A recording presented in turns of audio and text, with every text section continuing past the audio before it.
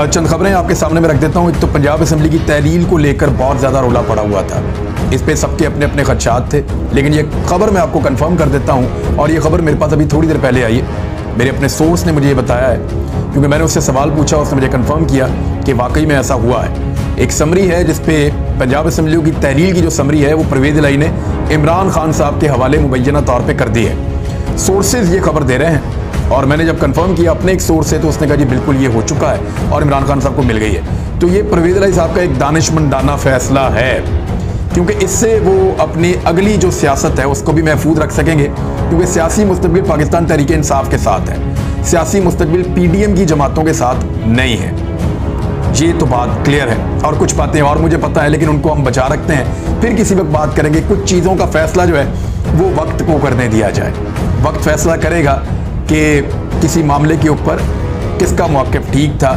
वक्त बता देता है, वक्त सबसे अच्छा जज करने के लिए एक तरीक़ाकार होता है, एक पैरामीटर होता है। बहरहाल इमरान खान साहब ने एक ऑफ़र की है और इससे पहले जो फैसल वाडा साहब हैं उन्होंने कहा इमरान खान के हुक्म पर सूबाई असम्बलियाँ टूटती नज़र नहीं आ रही, और उन्होंने कहा कि इमरान खान के हुक्म पर पंजाब और KP के हुकूमत टूटती नज़र नहीं आ रही। और जो उन्होंने ट्वीट किया मैं आपको पढ़ के सुना देता हूँ। सर, आपके हुक्म और ख्वाहिश के मुताबिक ना तो पंजाब हुकूमत टूटती नज़र आ रही है, ना KP हुकूमत। निज़ाम ऐसे ही चलता रहेगा। सर, बंद गली से निकलें, टेबल पर बैठें और सिस्टम में रहते हुए इस निज़ाम को बदलें।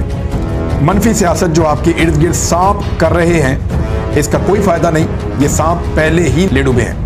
बहरहाल ये फैसल वाडा साहब कह रहे हैं, जिन्होंने खुद इमरान खान साहब की तहरीक को और उनकी चीज़ों को काफ़ी डैमेज करने की कोशिश की, ख़ासतौर पर उनके लॉन्ग मार्च को, और लोगों को खौफजदा भी किया कि वहाँ गोलियाँ चलेंगी और वहाँ पे बंदे बहुत सारे मर जाएंगे, लाशें दी जाएंगी।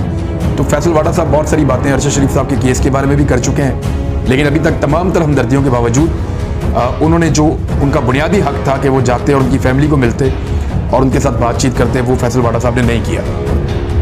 नून लीग ने भी इसमें एक प्रोपेगेंडा किया। अदम एतमाद की तहरीक या एतमाद का वोट लेने का किसी भी वक्त कहा जा सकता है, ये अता तारड़ कह रहे हैं। वज़ीर आज़म के जनाब मुशीर हैं, मामले खुसूसी हैं, और उन्होंने ये कहा कि हंगामी एक इजलास हुआ है शहबाज शरीफ साहब की ज़ेर निगरानी, और उसके बाद उन्होंने एक प्रेस कॉन्फ्रेंस की। उनका परवेज़ इलाही को इक़्तिदार के लिए मरते हुए देखा है। मोहम्मद खान भट्टी ने परवेज़ इलाही से मेरी बात करवाई। परवेज़ इलाही ने मुझसे उस्मान बुज़दार के खिलाफ तहरीक के अदम एतमाद जमा करवाने को कहा। यानी अब वो जो तहरीक अदम एतमाद जिसको जरदारी का जादू कहा जा रहा था और ये कहा जा रहा था कि आसिम अली जरदारी एक जादूगर हैं, उन्होंने उस्मान बुज़दार को उड़ाने का बंदोबस्त कर दिया है और ये सब मिलकर हमने किया है, जिस चीज़ के क्रेडिट लिए जा रहे थे PDM की जमातों की जानिब से। अब वो बता रहे हैं कि ये तो कारनामा परवेज़ इलाही साहब का था, उन्होंने कहा था, तो लोग आपकी बात पे क्यों यकीन करें। कल तक आप कहते थे आप बहुत बड़े तुर्रम खान हैं, आपने उस्मान बुज़दार की हुकूमत ख़त्म की है और हमजा शहबाज को लाकर वज़ीर आला पंजाब बनाया। अब आप ये कह रहे हैं कि वो परवेज़ इलाही ने आपको कहा था, तो वो सबको समझ आ रही है कि इस वक्त आप ये मौक़िफ़ क्यों इख्तियार कर रहे हैं। तो परवेज़ इलाही की ख्वाहिश के ऊपर हमने ये किया था।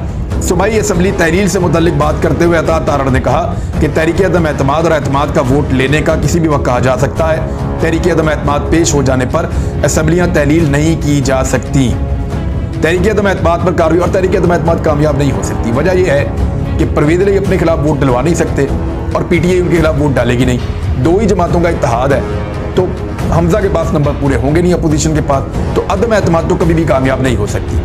एतमाद का वोट लेने का कहेंगे तो फिर भी घूम फिर कर वज़ीर आला पंजाब जो हैं वो परवेज़ इलाही रहेंगे। अगर कुछ बंदे तोड़ भी लिए उसके बावजूद परवेज़ इलाही ही रहेंगे। तहरीक अदम एतमाद पर कार्रवाई 3 से 7 दिन में होनी चाहिए। तहरीक अदम एतमाद हो या एतमाद का वोट, हम जब भी फाइल करेंगे कार्रवाई होगी। उन्होंने कहा कि कोई दिखा दे कहाँ लिखा है कि जारी इजलास के दौरान तहरीक अदम एतमाद पेश नहीं की जा सकती। आइन और कानून की रूह से तहरीक अदम एतमाद कभी भी आ सकती है और गवर्नर की जानिब से एतमाद के वोट का भी कभी भी कहा जा सकता है। तहरीक अदम एतमाद आते ही असम्बली तहरील नहीं हो सकेगी। हमने आइनी इक़दाम किया तो इसको एंटरटेन करना ज़रूरी होगा। ये बिल्कुल ठीक कह रहे हैं कि अगर तहरीक अदम एतमाद पेश कर देते हैं और वो आ जाती है तो फिर उसके ऊपर पहले वोटिंग होगी, और जब वो वोटिंग नाकाम हो जाएगी, और ये 3 दिन के अंदर हो सकता है, जैसे ही वो वोटिंग नाकाम हो जाएगी तो परवेज़ इलाही साहब जो हैं वो असम्बलियाँ तहलील कर सकते हैं। PDM के लिए परवेज़ इलाही के बगैर ऑप्शंस बहुत महदूद हैं। और मैंने आपसे कहा था कि ये पैगाम बाकायदा PDM की हुकूमत को दे दिया गया है कि एस्टेब्लिशमेंट इस वक्त उनके साथ उस तरह खड़ी नहीं हो सकती यानी पाकिस्तान चलाने के, पाकिस्तान के मामलात में तो एस्टेब्लिशमेंट हुकूमत के साथ चलेगी, और अगर ये अपना टेन्योर पूरा करते हैं तो एस्टेब्लिशमेंट हर चीज़ में मदद करेगी। लेकिन पॉलिटिकली इनके मुखालिफिन को दबाने के लिए एस्टेब्लिशमेंट का मूड ऐसा लग नहीं रहा फिलहाल। मैं फिलहाल का लफ्ज़ इस्तेमाल कर रहा हूँ, इस लफ्ज़ को आप याद रखिएगा।